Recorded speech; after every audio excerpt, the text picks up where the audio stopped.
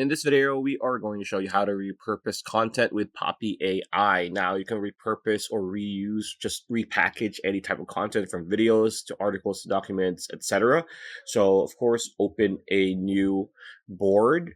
So, once you have your board loaded up, we're gonna do for this for the video, right? So, if you want to repurpose a video and create our own twist using a video as a baseline, just paste the video.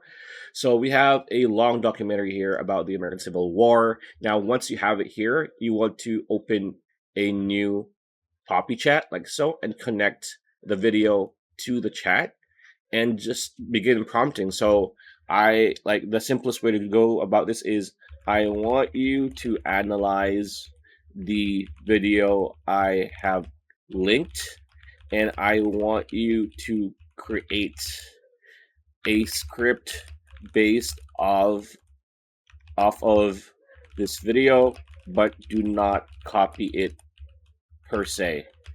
I need the script to be around 40 minutes long, right? You can do this. This is very simple, and press enter. Now, Poppy Chat is now going to analyze and study the video and start just creating our own script based off of this video and its script, right? So as you can see here, there we go.